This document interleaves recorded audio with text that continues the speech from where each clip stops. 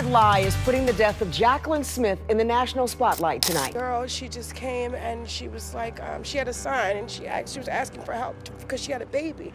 And I said to him, I gave you my beautiful daughter and you let her die like that. She didn't deserve to die the way she died. Some breaking news for you tonight. Valeria Smith just wrapped up her testimony in the trial against her father, Keith Smith.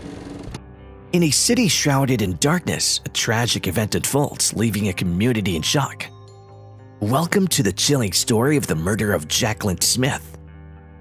In a city filled with secrets, a shocking event took place, leaving everyone stunned. Get ready for an unsettling story of Jacquelyn Smith's tragic murder. What seemed like a good deed turned into a scary and sad story. Welcome back to our channel, where we explore mysterious and true crime stories. Before we get into the story, follow us on Instagram and subscribe to stay updated. Jacquelyn Smith was a generous person who constantly gave to others, but everything changed in one night. On December 1st, 2018, the devoted engineer at Aberdeen Proving Ground, Jacquelyn Smith was brutally stabbed to death. Her husband's first story evoked a web of lies, accusing her of staging a panhandler incident. That evening, her husband reported to 911 that a panhandler had stabbed his wife. A compelling story, but as detectives looked further, holes in the story began to emerge. Michael Harrison, the interim commissioner of the Baltimore Police Department, or BPD, claimed on Sunday that the story provided by Keith and Valeria Smith was not true. Harrison referred to Jacquelyn Smith as an innocent victim and named the case a terrible tragedy. Although the investigation into the death is still going on, he declined to provide details but stated that his detectives had sought hard evidence to come to their conclusions. As investigators dug deeper, the narrative began to fall apart. The alleged panhandlers disappeared into thin air. Keith's long story was refuted by phone records and surveillance footage. But the puzzle pieces didn't fit. His car's whereabouts didn't match, and the lack of solid proof shattered the illusion. But the plot got more complicated. A shocking picture of suspicion and manipulation was painted by the shocking revelations that surfaced. People began to share dark stories about Keith's past acts and hidden intentions. Keith Smith's alarming criminal past has drawn further attention since his arrest. According to documents released to ABC News from the Baltimore City Police Department, he entered a guilty plea in 2001 to looting the same bank in Timonium, Maryland 3 times in 9 months. Finnegar stated that Smith had a past of abusing drugs and alcohol, and the fact that he was released from jail after serving 6 years of a previous 12-year jail for robbery with a lethal weapon showed that he might succeed in prison. Keith reported to the police that Jacquelyn's attacker left the scene before he could be arrested. After conducting an inquiry, the police discovered that the person they were initially searching for was not real.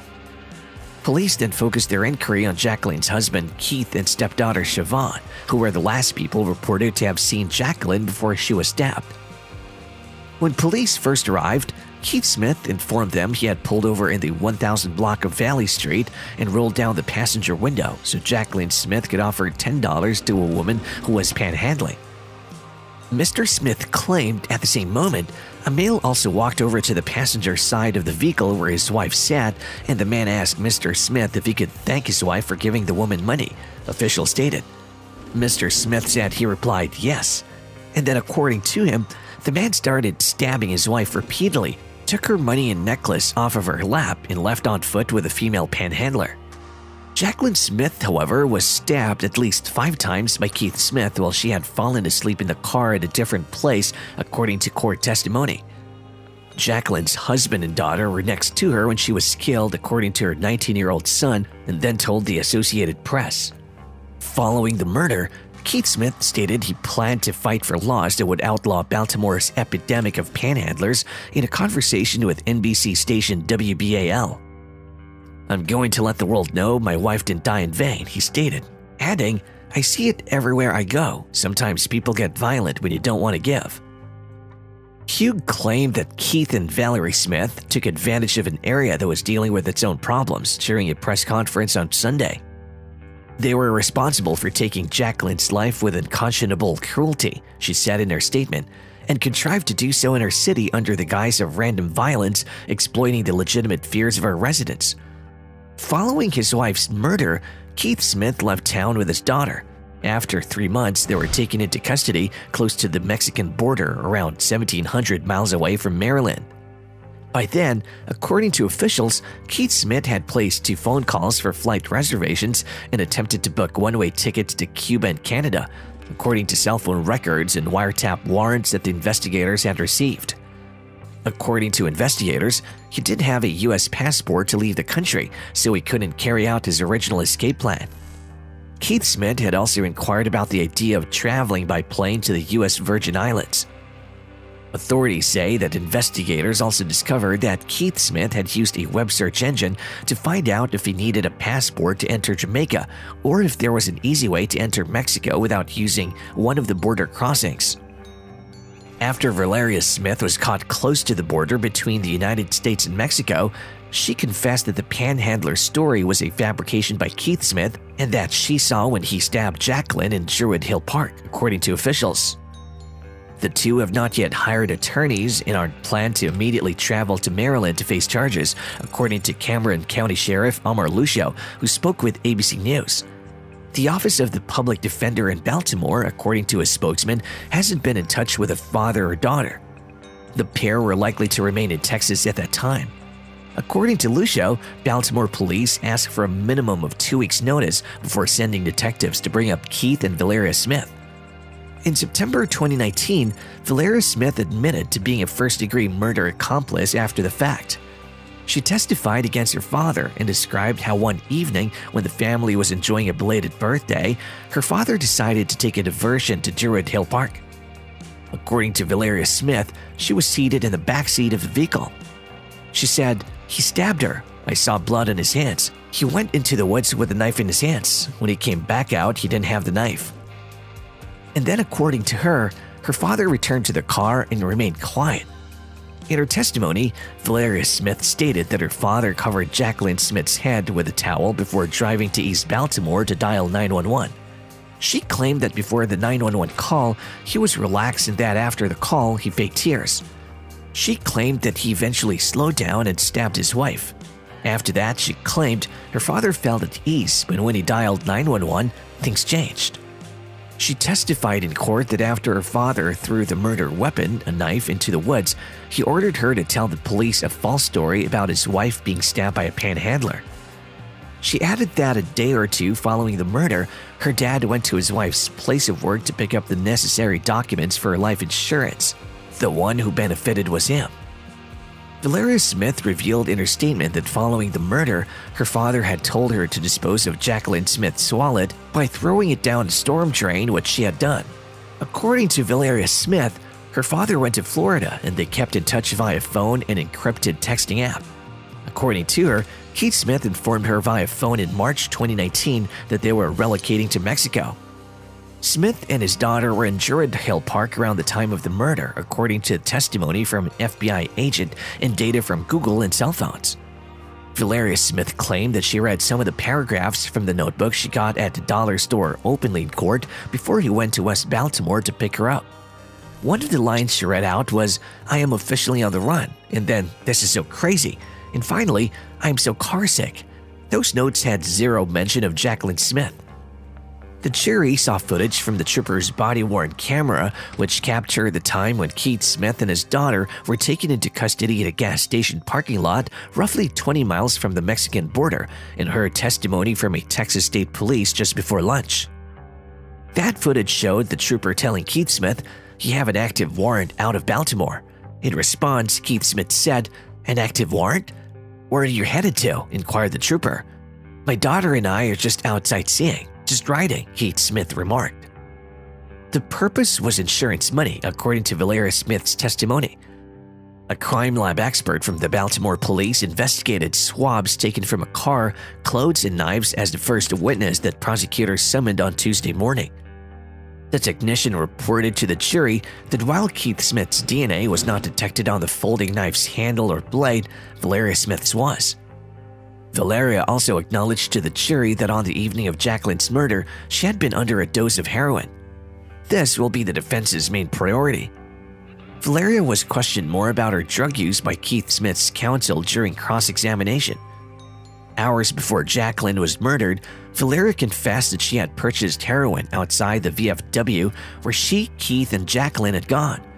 Valeria admitted that she had taken the drugs while there and that she had been sleepy during the car ride. Valeria Smith admitted to being high before, during, and after the murder, as well as throughout the journey to Mexico under cross-examination by the prosecution.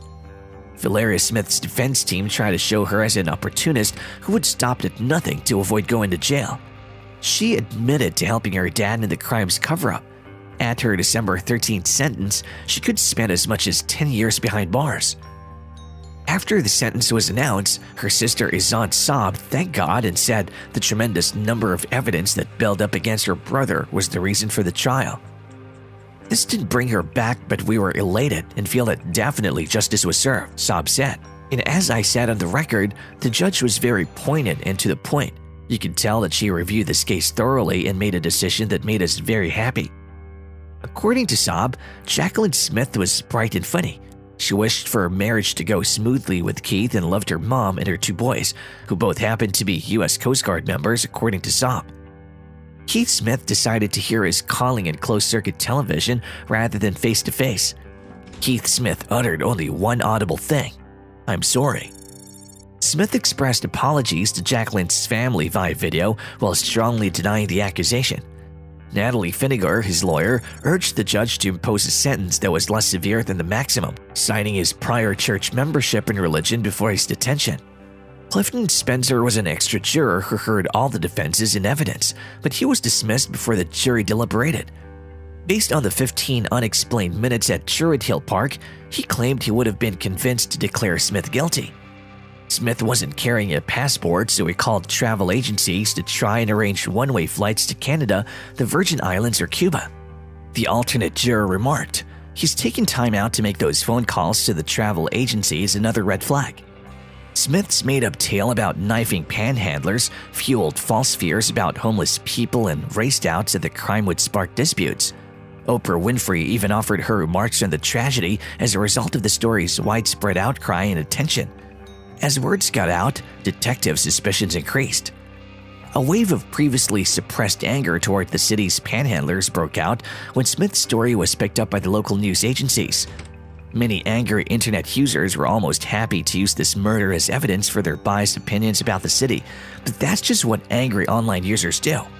Real groups and individuals with power in the city and outside rushed to join as well. It happened in a split second and went on. Never would the police locate a weapon or a cardboard sign on a street corner as proof of panhandlers. Smith initially stated not to have seen the weapon before telling investigators it was a kitchen knife. The lady's coat was brown at first, he added, and then blue. Smith said the window was down, but there was blood splattered on the inside of the car glass. Never having come across data that showed more premeditation, willfulness, and intent, Circuit Judge Jennifer Schiffer remarked. The family of Jacquelyn Smith released a statement expressing their satisfaction with the sentencing but declining an interview. This did not bring her back, but we're pleased and we feel that definitely justice was served, the statement read. The eldest son of Jacquelyn, Kendall Alexander Hood, stated in a letter that he had panic attacks and nightmares after his mother was killed. A monster who she trusted, he called the person who killed his mother, and he revealed the extra suffering his family went through as a result of Keith Smith's fake. I feel ashamed that my aunt had to pay for my mother's funeral out of her pocket while the murderer sat in the front row, Hood said in a letter. Writing about the moments in life that her Auntie Jackie will miss, Dion Saab expressed how Smith's betrayal of Jacquelyn's trust had made her wary of new people. According to Jacquelyn's mom, Anna Trisvain, it was no accident that her child was born on July 4th. She was as vibrant and beautiful as fireworks. Trisvain noted that it hurts to know she won't be able to hear her daughter's voice or see her beaming grin ever again. Trisvain wrote, "I'll never forgive him," about Keith Smith. According to Marilyn Mosby, the state prosecutor for Baltimore, Keith Smith ought to serve the rest of his natural life in prison for his heinous and reprehensible actions. Keith Smith will now justly serve a life sentence in prison for violently stabbing his wife to death and then creating an elaborate cover-up plan to cowardly blame panhandlers for his horrific attack, Mosby stated. Today, the public can rest assured that justice was served in a case that manipulated the hearts and minds of our country. According to Mosby, Jacquelyn Smith's family, as they condole the tragic passing of their loved one, will continue to receive help from her victim advocates. Behind the surface of a grieving husband was a vast web of lies, resulting in unanswered questions and broken trust. Jacquelyn's terrible ending serves as a reminder that sometimes the darkest truths are hidden behind bitter stories. Thank you for watching. Don't forget to subscribe, like, and share this video for more captivating true crime stories.